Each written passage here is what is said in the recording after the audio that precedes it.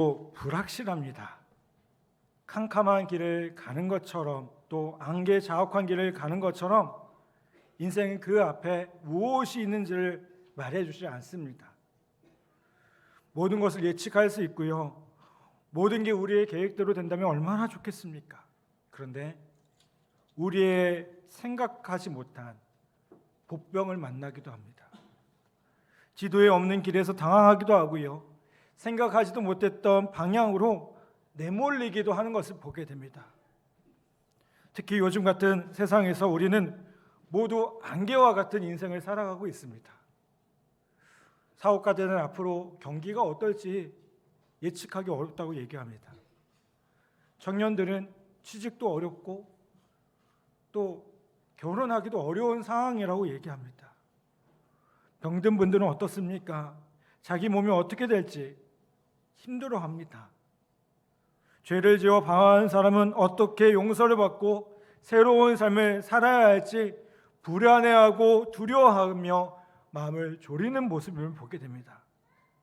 여러분, 이러한 삶의 모습 가운데 우리가 영적으로 승리하려면, 하나님 원하시는 삶을 살아가려면 어떻게 해야 하겠습니까? 저는 오늘 그 답을 우리가 너무나 잘 알고 있는 이 시편 23편의 말씀을 통해 답을 찾고자 합니다. 다윗은 이 시편에서 우리가 잘 아는 것처럼 양과 목자의 은유를 가지고 자기의 삶을 묘사합니다. 다윗은 하나님의 목자로 자신을 양으로 비유하고 있습니다. 사실 다윗만 성도를 양에 비유한 것이 아닙니다. 성경에 보면 200번 이상 하나님의 백성을 양이라고 부르고 있습니다. 고대 이스라엘 사람들이 성경이 자신을 양이라고 부르는 이유를, 또 그 의미를 아주 잘 알았을 겁니다. 왜 그랬을까요? 그들은 어디서나 양을 볼 수 있었고요, 상당수가 양을 길렀고요, 또 잘 익숙한 동물이 양이었습니다. 그런데 우리는 양에 대해서 아십니까? 잘 모릅니다. 그래서 양을 잘 모르는 우리는 성경이 우리를 양이라고 부를 때 왠지 기분이 좋아지기도 합니다. 날 양처럼 순하게 보시는구나. 양처럼 먼저 뭔가 깨끗하고 그런 이미지는 나하고 잘 어울려라고 생각하시는 분도 계실 겁니다. 그런가 하면 정말 힘들게 목회하신 목사님들이 보면 왜 성경이 성도를 양떼라고 부르는지를 의아해하기도 한다고 합니다. 어떤 이민교회를 목회하셨던 목사님이요, 힘들었던 사역을 그만둔 뒤에 이렇게 말씀하셨대요. 뭐라고 하셨냐? 양떼인 줄 알았는데 개떼구만. 얼마나 힘들었는지요. 근데 여러분, 양의 특성을 알면 생각이 좀 바뀌게 됩니다. 양은 하나님이 만드신 피조물 가운데 가장 약하고 멍청한 동물 중에 하나입니다. 양은요, 개나 고양이같이 방향 감각도 없고요, 자기를 방어할 수단도 없습니다. 양은 동작이 느리고요, 혼자서는 먹을 것도 찾지 못합니다. 겁은 얼마나 많은 줄 아십니까? 시냇물이 흐르는 소리가 너무 크면요, 그 소리에 놀라서 가까이 가지도 못합니다. 그리고 사람들의 생각과 달리 양은 깨끗하지도 않습니다. 다른 동물들은 핥거나 문지르거나 구르면서 스스로를 깨끗게 하지만 양은 목자가 씻어주지 않으면 더럽고 냄새가 나고요, 기생충도 쉽게 옮겨 붙음을 보게 됩니다. 여러분, 어떻습니까? 차라리 개떼가 낫지 않습니까? 그렇다면 다윗이 오늘 말씀에 보면 뭐라고 얘기합니까? 여호와는 나의 목자시니라고 했을 때 그 의미를 한번 생각해 볼 수 있을 거라는 겁니다. 여러분, 무슨 뜻입니까? 목자가 없으면 양은 아무것도 아니라는 겁니다. 아니, 생존 자체가 불가능합니다. 그런데 목자가 있으면 모든 게 달라집니다. 양에게는 목자가 있어도 되고 없어도 되는 그런 존재가 아닙니다. 목자가 없으면 양은 죽는 겁니다. 여러분, 불확실한 삶의 모습에서 주님은 선한 목자가 되시며 절대적으로 필요한 분입니다. 그분이 없이는 우리는 올바른 방향으로 나아갈 수도 없고요, 스스로 방어를 할 수도 없고요, 영혼의 더러운 때를 씻지도 못하고요, 참된 양식도 먹을 수가 없습니다. 아무리 크고 아무리 지능이 높다 해도 양은 뭐예요? 양인 겁니다. 우리가 스스로 목자가 되려 하면 그 순간부터 우리의 삶은 재앙 가운데 빠져들게 된다는 겁니다. 그런데 여러분, 우리는 어떻습니까? 아담에게 잘못된 독립성을 받은 우리는요, 혼자서 충분하다고 생각해요. 교회를 이렇게 다녀보라고 전도를 해보면 뭐라고 얘기합니까? 나는 하나님을 믿는 대신에 내 주먹을 믿겠다고 얘기하신 분들 계셔요. 그 하나님 믿어서 뭐 하냐고 말씀하신 분들이 있어요. 여러분, 그게 우리의 모습입니다. 신앙생활을 하면서도요, 하나님을 의지하기보다, 목자 대신 하나님을 의지하기보다 내 생각을 의지하고 내 능력을 의지하는 것이 우리의 모습입니다. 근데 여러분, 다윗은 그런 우리의 삶의 모습에 아주 분명히 말씀합니다. 여호와는 나의 목자시니 내게 부족함이 없으리로다. 한번 따라서 봅시다. 여호와는 나의 목자시니 내게 부족함이 없으리로다. 아멘. 여러분, 이 여호와라는 단어는요, 성경에 등장하는 하나님의 이름 중에 가장 위대한 표현입니다. 이 여호와라는 이름이 뭡니까? 스스로 존재하는 분이라는 뜻을 가지고 있어요. 여러분, 사람은 피조물이기 때문에 스스로 존재할 수가 없어요. 그렇지 않습니까? 오죽하면 사람 인자를 쓰는 그 한자를 보십시오. 어떻게 쓰여져 있어요? 서로 기대는 모습이에요. 사람은 누군가를 의존해야 되는 존재입니다. 그런데 하나님은 어떤 분이세요? 스스로 존재하시는 분이셔요. 그 하나님은 스스로 존재하시며 영원하시며 능력과 지혜와 무궁한 그 능력을 가지신 분이시며 우리와 맺은 약속을 끝까지 지키시는 신실하신 언약의 하나님의 이름이라는 거예요. 여러분, 우리에게 불확실하고 예측할 수 없는 삶이라 할지라도요, 하나님은 전혀 문제되지 않습니다. 하나님은요, 어떤 문제에도 놀라지 않으십니다. 그리고 그 위대하신 하나님이 뭐라고 말씀하십니까? 우리 인생의 목자가 되어주시겠다고 약속하고 계십니다. 근데 여러분, 다윗이 또 뭐라고 했는 줄 아세요? 여호와는 우리 목자신이라고 하지 않았어요. 뭐라고 했어요? 나의 목자시니. 그 하나님은요, 어떤 분이세요? 내 목자세요. 아멘. 내 이름을 알고 내 필요를 알고 나의 모든 것들을 아시는 그 하나님이시라는 거예요. 다윗이 왜 위대한 인물입니까? 다윗이 실수를 안 했을까요? 아니요. 다윗도요, 밧세바 그 놀라운, 참혹한 그 실수를 했어요. 다윗도요, 하나님의 뜻을 벗어났던 인물이에요. 그런데 그럼에도 불구하고 성경은 다윗을 내 마음에 합한 자라고 표현하고 있습니다. 왜요? 다윗은 그럼에도 불구하고 하나님과 동행하려 하는 그런 믿음을 가진 사람이었기 때문에 그래요. 여러분, 하나님이 나의 목자가 되어주십니다. 한번 따봅시다. 하나님은 나의 목자십니다. 아멘. 여러분, 삶의 어려운 문제들을 만날 때마다, 인생의 어려운 문제들을 만날 때마다 하나님이 내 목자가 되신다, 그 하나님이 나의 목자가 되셔서 나를 인도하실 것이라는 믿음을 가지고 나아가는 우리 복된 성도들 되기를 간절히 바랍니다. 2절과 3절 보면 이 목자이신 하나님을 따를 때 어떻게 되는지를 보여주고 있어요. 2절 3절 말씀 볼까요? 우리 같이 한번 봉독해 보겠습니다. 시작. 그가 나를 푸른 풀밭에 누이시며 쉴만한 물가로 인도하시누다. 내 영혼을 소생시키시고 자기 이름을 위하여 의의 길로 인도하시는 도다. 아멘. 여러분, 이 말씀 그냥 쉽게 넘길 말씀이 아닙니다. 저는 시편 23편을 읽고 묵상할 때마다 이렇게 떠오르는 장면이 있어요. 아마 대부분이 이렇게 떠올리실 거예요. 뭘까요? 대관령 같은 그 푸른 잔디밭에 양들은 한가히 거닐고 목자는 나무 그늘에 누워가지고 이렇게 노래 부르는 장면을 떠올릴 겁니다.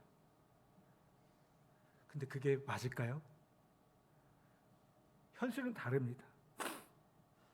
이 팔레스타인 지역, 이스라엘 이 지역은요, 어떤 지역이냐면 사실 척박한 광야와 험한 산지가 대부분입니다.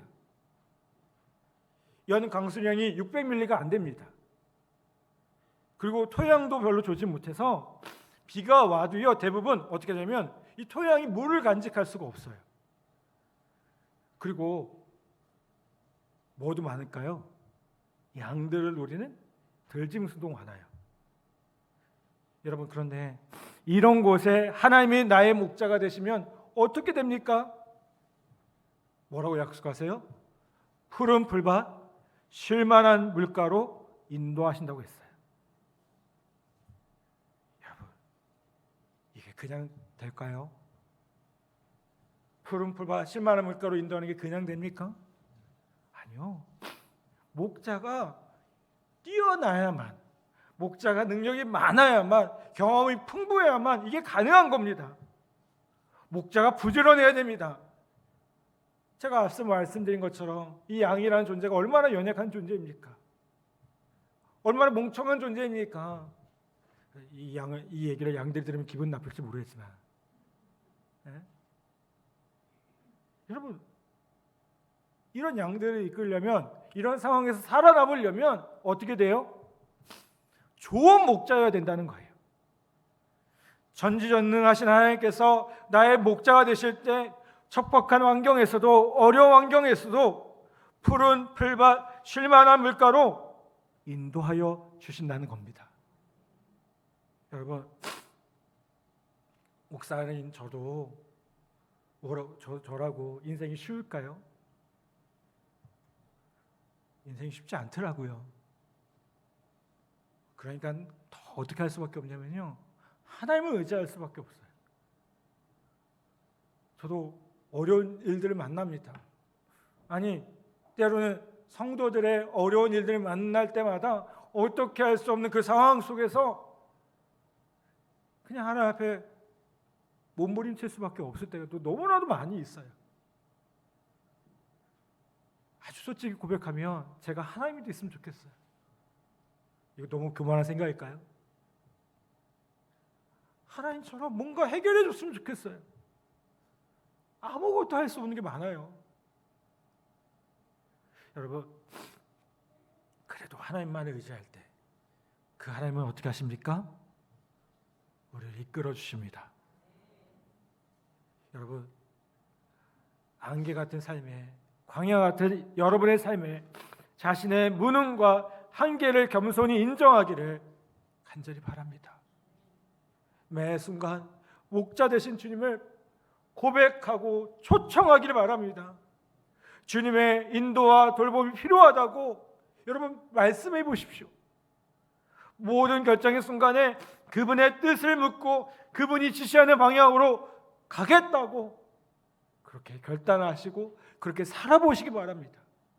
그러면 그것이 비록 당장은 이해되지 않을지라도 그렇게 따라가면 결국 합력하여 선을 이루시는, 우리의 삶 가운데 크고 놀라운 것들을 역사하시는 그 하나님을 만나게 되리라 믿습니다.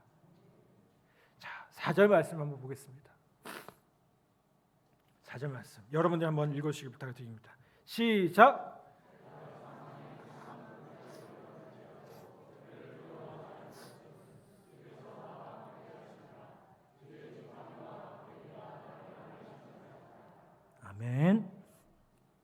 여기에 다윗이 표현한 이 표현은요, 그 시대를 살았던 목자들에게 아주 익숙했던 상황입니다. 1월에서 6월 사이에는요, 양들이 저지대에서 풀을 뜯습니다. 그 시기가 우기라고 해요. 우기. 그러니까 풀이 이렇게 많겠죠. 그러다가 이제 건기가 되고 햇볕이 뜨거워지면 이제 어떻게 될까요? 좀 선선한 곳으로 가야 되지 않겠어요? 그래서 목자가 이 양들을 데리고 산 위에 초장으로 올라갑니다. 그런데 이 여행을 하기 위해서는 양들은 어디를 지나가야 되냐면 아주 험한 골짜기를 지나가야 돼요. 그 골짜기는 어떤 곳입니까? 굶주린 늑대가 있습니다. 독사가 어두운 골짜기에 숨어서 양들을 노리고 있습니다. 단 한 번의 공격으로 양들은 치명타를 입을 수도 있고요. 골짜기를 지나가기 때문에 때로는 어떨까요? 낙석이나 산사태를 경험할 수도 있어요. 다윗이 말한 사망의 음침한 골짜기가 바로 이 뭐예요? 그 초장으로 올라갈 때 그 음침한 그 길을 의미하는 겁니다. 여러분, 하나님의 양인 우리도 두려움과 위험과 불확실로 가득 찬 사망의 음침한 골짜기를 지나야 할 때도 있어요. 예기치 않은 고난이나 스스로 감당하기 어려운 상황이나 또 이해하기 힘든 일을 만나기도 합니다. 앞이 보이지 않고요, 절망의 구름이 덮여있는 외로운 땅 위에 혼자 서 있을 수도 있습니다. 악한 사단 마귀가 우리를 어떻게 합니까? 우는 사자처럼 우리를 삼키려고 해요. 그런데 다윗은 뭐라고 고백합니까? 이러한 상황에 처할지라도 두려움에 휩싸이지 않겠다고 고백해요. 내가 사망의 음침한 골짜기를 다닐지라도 해를 두려워하지 않을 것은 이라고 고백하고 있어요. 왜요? 다윗에게 두려움이 없어서일까요? 고난이 없었을까요? 아닙니다. 그가 그 두려움의 지배를 받지 않는 것은 그 다음에 나와요. 주께서 나와 함께 하심이라. 그것을 믿기 때문에 그래요. 목자가 어두운 골짜기를 양과 함께 지나면서 어떻게 합니까? 막대기로 맹수의 공격을 막고요, 목이 구부러진 지팡이로 위험에 처한 양들을 구해내듯이 목자 대신 그 하나님이 사망의 음침한 골짜기를 지나갈 때에 함께 하시며 능력의 막대기와 지혜의 지팡이로 우리를 모든 악과 위험에서 보호해 주신다는 거예요. 다윗은 그것을 믿었습니다. 여러분, 사망의 음침한 골짜기를 지나갈 때에 두려운 것은 이건 본능입니다. 누구나 다 그렇습니다. 그런데 이게 두려움에만 빠져 있으면 어떻게 됩니까? 판단력을 잃어버립니다. 아무것도 못하겠다고 주저앉게 됩니다. 제가 언젠가 길에서요, 고양이가 쥐를 잡는 장면을 본 적이 있어요. 고양이가 이제 쥐를 딱 잡는데요, 쥐가 어떻게 되냐면 가만히 있어요. 완전히 죽은 것처럼 보여요. 죽지 않았거든요. 도망이라도 가면 될 텐데요, 꼼짝을 안 합니다. 쥐가 고양이가 쥐를 무섭게 dur어보면서 이 두려움에 빠진 쥐를 어떻게 합니까? 앞발로 툭툭 건드려요. 장난치는 거죠. 쥐는요, 두려움에 빠져가지고 완전히 정신을 잃은 듯 했습니다. 여러분, 사망의 음침한 골짜기를 지나갈 때에 마귀는 우리에게 뭘 기대할까요? 이 두려움의 지배에 받기를 원하고 있어요. 아무것도 못하고 그냥 주저앉기를 기대하고 있어요. 그런데 여러분, 우리는 이러한 악한 사단 마귀의 의도를 간파하셔야 됩니다. 두려움에 사로잡히기 전에 하나님을 신뢰하며 용기를 내셔야 합니다. 여러분, 용기라는 게 두려움이 없다는 것이 아닙니다. 두렵지만 그럼에도 불구하고 다시 한번 힘을 낸다는 겁니다. 여러분, 인생의 음침한 골짜기를 지날 때, 사망의 음침한 골짜기를 지날 때, 아니 불확실한 인생의 여정을 지날 때 목자 되신 하나님의 그 능력과 지혜로 우리와 함께 하시며 보호하여 주신다는 사실을 믿으시기를 간절히 바랍니다. 여러분, 두려워하지 마십시오. 두려운 마음이 들 때마다 하나님 말씀을 기억하십시오. 두려워하지 말라. 내가 너와 함께 하겠다고 약속하셨습니다. 오른손으로 우리를 지켜주시겠다고 약속하셨습니다. 그 말씀을 기억하길 바랍니다. 또한 우리 믿음의 동료, 공동체를 찾아가십시오. 이 문제 가운데, 이 어려운 일들 가운데 하나님 나를 우리가 함께 기도해 달라고, 그러면 우리가 힘을 얻을 수 있으리라 믿습니다. 여러분, 목사라고 저도 안 두렵습니까? 저도 사람입니다. 저를 하나님처럼 보지 마십시오. 저도 때로는 두려워요. 근데 그때마다 어떻게 할까요? 그냥 기도하는 겁니다. 하나님 붙잡는 겁니다. 때로는 우리 성도님들과 그런 이야기도 합니다. 여러분, 그렇게 기도를 요청하고 살아갈 때에 여러분, 우리가 다시 한번 주님이 우리의 삶의 목자가 되어주셔서 우리의 삶 가운데 푸른 초장, 실만한 물가로 인도하시는 귀한 은혜를 누리게 될 줄 믿습니다. 사랑 여러분, 힘이 드십니까? 여러 가지로 앞이 보이지 않아 때로는 답답하십니까? 그렇다면 다시 한번 주님을 우리의 목자로 삼고 그의 인도를 따라 걷기를 간절히 바랍니다.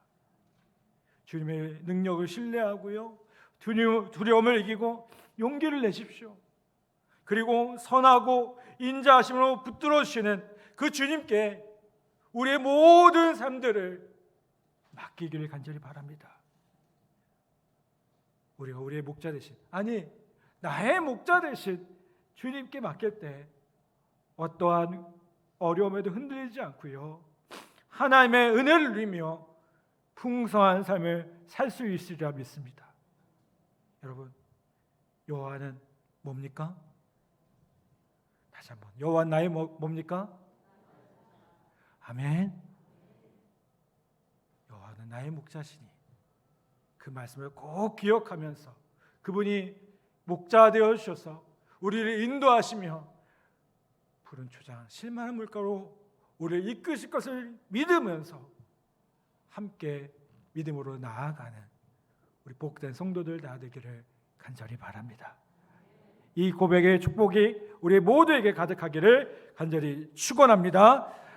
이 시간 우리 말씀을 기억하며 함께 찬양하겠습니다. 선하신 목자, 날 사랑하는 분,